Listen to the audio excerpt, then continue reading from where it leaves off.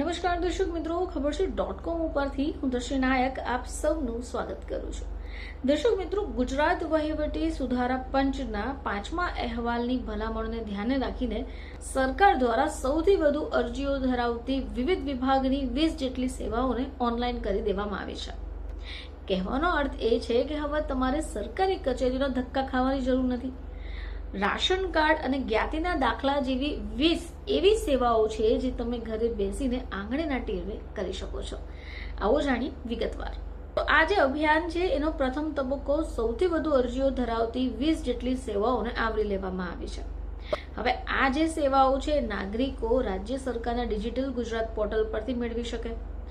હવે આ જે સેવા છે એમાં સામાજિક અને ન્યાય અધિરિક્તાની વિભાગની 11 સેવાઓ, અન્ન અને નાગરિક પુરવઠા વિભાગની 6 સેવાઓ, મહેસૂલ વિભાગની 1 સેવા, કાયદા વિભાગની 1 સેવા અને આદિજાતિ વિભાગની 1 સેવાને આવરી લેવામાં આવી છે. હવે વાત કરીએ સામાજિક ન્યાય અને અધિરિક્તા વિભાગની. તો એસસીબીસી પ્રમાણપત્ર, નોન ક્રિમી લેયર સર્ટિફિકેટ એટલે કે ગુજરાત અને ભારત સરકાર, સાથે જ એસસી પ્રમાણપત્ર અને ઈડબ્લ્યુએસ પ્રમાણપત્ર અને આવકના દાખલા. હવે આ પ્રકારના જે દાખલાઓ છે, આ પ્રકારના જે સર્ટિફિકેટ છે એ તમે ઓનલાઈન કરી શકો છો. હવે વાત કરીશું આપણે અન્ન અને પુરવઠા વિભાગ એટલે કે એફસીએસની. તો રાશન કાર્ડમાં નવું નામ ઉમેરવું હોય અથવા રાશન કાર્ડમાંથી કોઈનું નામ કમી કરવું હોય, રાશન કાર્ડમાં સુધારો કરવો હોય, અલગ રાશન કાર્ડ બનાવવું હોય, નવું રાશન કાર્ડ અને ડુપ્લિકેટ રાશન કાર્ડ બનાવવું હોય તો પણ તમે આ સેવાનો લાભ લઈ શકો છો. હવે ચર્ચા કરીએ આપણે મહેસૂલ વિભાગની. તો નકલ મેળવવાની વિનંતી એટલે કે રિક્વેસ્ટ ફોર કોપી પણ તમે આંગળીના ટેરવે જ કરી શકશો.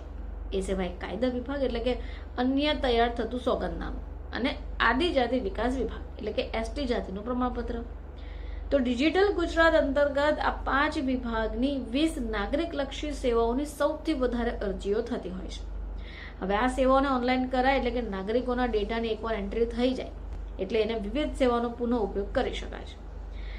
એ સિવાય બિનજરૂરી દસ્તાવેજોની જે માંગણી થતી હોય એ નાબૂદ કરી અરજી ફોર્મને અત્યંત સરળ બનાવી શકાય.